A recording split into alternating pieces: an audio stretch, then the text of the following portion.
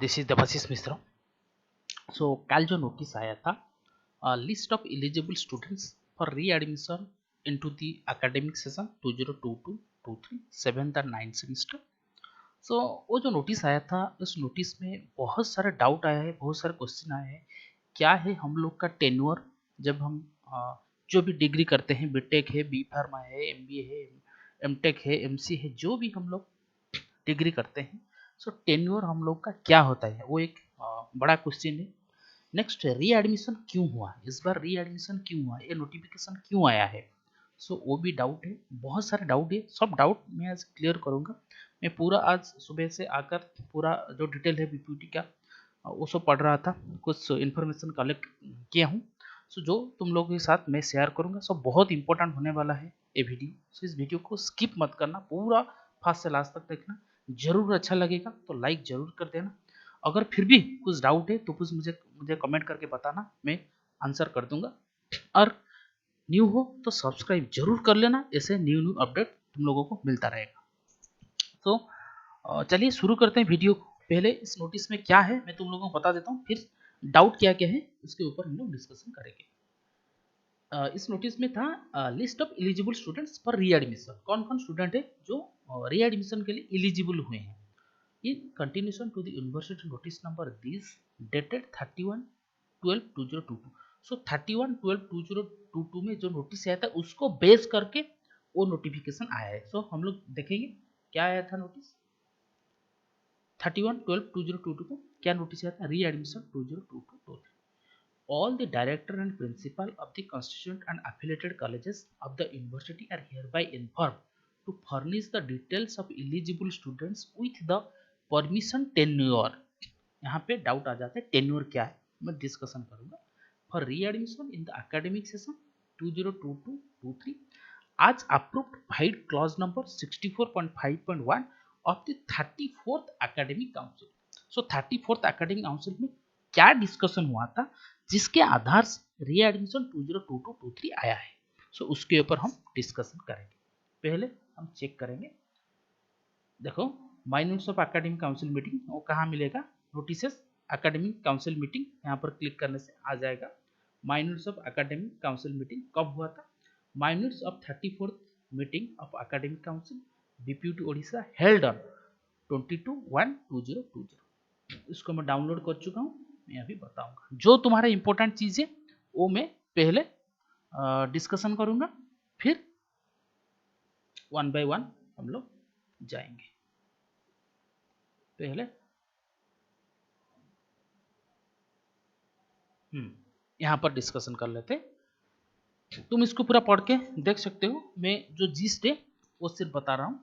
To discuss the implementation of the government order on the special examination, detail में बात करेंगे।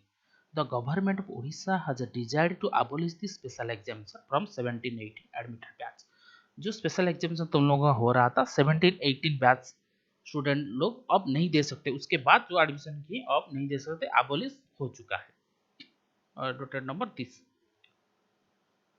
it is proposed that in order to implement the government order and avoid inconvenience of students in lieu of special examination from 17-18 admitted batch onwards, a supplementary examination.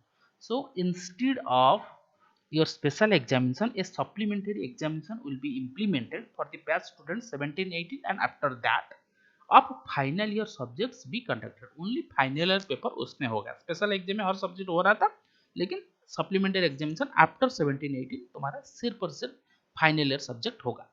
In addition to that, the students admitted from 17-18 sessions onward in BTech, BPharm, BArch programs will get a scope of another year to appear the backlog examination. That is, the total tenure is 8, 8 and 9 years they respectively to clear their degree. So if you are BTech, if you are BPharm, then your tenure is 8 years। तुम्हारा course ये 4 साल का, लेकिन tenure है 8 साल का। 1 year extend हो चुका है किन स्टूडेंट के लिए, जो 17-18 बैच में एडमिशन किए हैं। उससे पहले 7 ईयर है, यहाँ पर क्लियरली मेंशन है another year to appear the backlog examination, and 9 years for BArch students. जो BArch स्टूडेंट है उन लोगों के लिए 9 ईयर हो चुका है, 8 ईयर था, 9 ईयर हो चुका है। Those students shall be allowed to sit for the examination in each odd and even semester. Both odd and even semester में तुम लोग एग्जाम दे सकते हो along with the regular students to clear their backlog. Students with the above prescribed tenure of 8 years for BTech and BPharm and 9 years for BR students. Further, the government has desired that each teacher should evaluate certain number of scripts.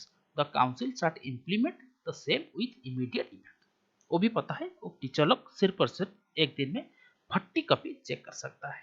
Result हो चुका है, तो council has approved this proposal.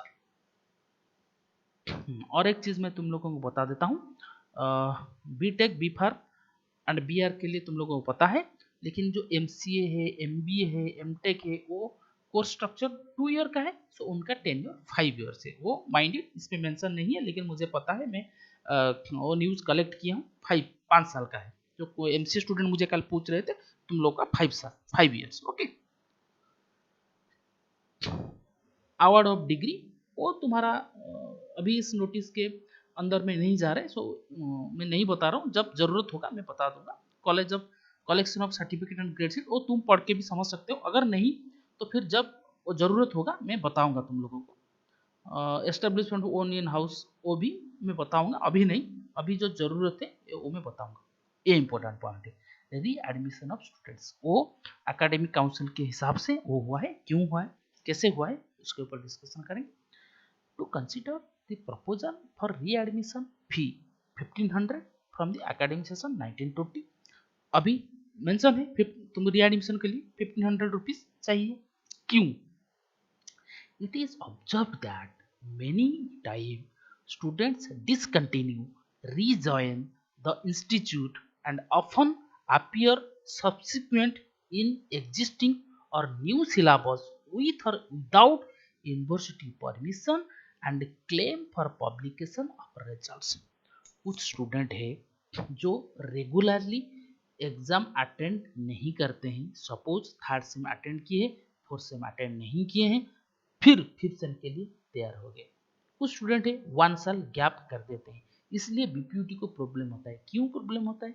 क्योंकि syllabus भी लगातार change होता रहता है। वो थर्ड सेम में क्या पढ़ रहे थे, फिर जब सिलेबस चेंज हो गया फिर क्या पढ़ेंगे, सो इसलिए दिक्कत आ रहा है। इसलिए जो री एडमिशन प्रोसेस है वो इम्प्लीमेंट हुआ है, वो रेगुलर स्टूडेंट के लिए नहीं है।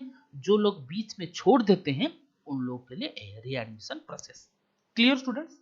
The university intends to streamline or readmission with proper integration in the university management system, and thereby the results of such students can be published in time and therefore purposes as under. So a fee of 1500 rupees equivalent to 1 semester registration shall be applicable to such students seeking readmission in the existing syllabus or new syllabus as may be. So तुम लोगों को री admission के लिए 1500 rupees देना पड़ेगा, और फिर अगर न्यू सिलेबस है तो न्यू सिलेबस के हिसाब से तुम लोगों को पढ़ना पड़ेगा, एग्जाम देना पड़ेगा। नहीं तो तुम जो पुराना सिलेबस है उसके हिसाब से चलना पड़ेगा, जो भी न्यू है और पुराना है जो उस सेमिस्टर में चलेगा, सो उसके हिसाब से तुमको चलना पड़ेगा, यही मेंशन है। So students must not have any backlog in the past semester. Condition देखो, so students must not have in, तुम री एडमिशन कैसे होगा, तुम्हारा जो पिछले सेमिस्टर है उसमें बैक नहीं होना चाहिए, and should have prescribed permission tenure of course, that is year of the course and 3 years. Tenure भी जो मेंशन है, कुछ स्टूडेंट का टेन्योर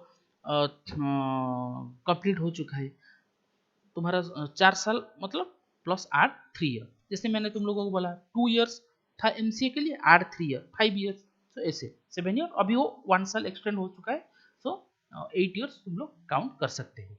ठीक है, सो यही था इंपॉर्टेंट। तो council decided as follows, council इसको फॉलो करेगा अभी से। सो यहाँ पर देखो, जो जो पॉइंट मैंने कल तुम लोगों को बोला था, जिन लोगों का यस हुआ है उन लोगों का रेकमेंड हो चुका है, जिन लोगों का नो एक्शन है 6 से बैक वो मेंशन कर दिया, अगर एक भी बैक है तो तुम लोग नहीं दे सकते हो एग्जाम, सो इसलिए नो एक्शन है। कल मैंने कुछ गलत पढ़ दिया था, कुछ स्टूडेंट लोग ने मुझे कमेंट किए थे, सो उसके ऊपर भी थोड़ा मैं रिग्रेटेड था, मैं रजिस्टर्ड उसको बोल दिया था। यहाँ पर रिग्रेटेड टेन्योर ओवर, रिग्रेटेड। सो मैं कल गलती से वो पढ़ दिया था, रजिस्टर्ड गलती से पढ़ दिया था, वो रिग्रेटेड है, टेन्योर ओवर रिग्रेटेड, और ऑल क्लियर रिग्रेटेड है। ओके, सो यही था इन्फॉर्मेशन। और जो स्टूडेंट लोग मुझे 6 सेमेस्टर के बारे में पूछ रहे थे उनको मैं बताना चाहता हूँ, मैं जहाँ से इन्फॉर्मेशन कलेक्ट करता हूँ, मैं मैसेज कर दिया हूँ, वो मुझे देने की कोशिश करेंगे। तो जब भी वो मैसेज मुझे मिल जाएगा मैं नोटिफिकेशन तुम लोग को एक वीडियो बना के बता दूंगा क्या है अपडेट 6 सेमेस्टर के लिए रिजल्ट का अपडेट क्या है, मैं बता दूंगा। लेकिन अभी ये जो इम्पोर्टेंट वीडियो है दोस्तों में से शेयर जरूर कर लेना, सब्सक्राइब भी कर लेना, और कुछ डाउट है तो मुझे कमेंट करके बताना। फिर मिलेंगे न्यू वीडियो में कुछ न्यू इन्फॉर्मेशन के साथ। Thank you.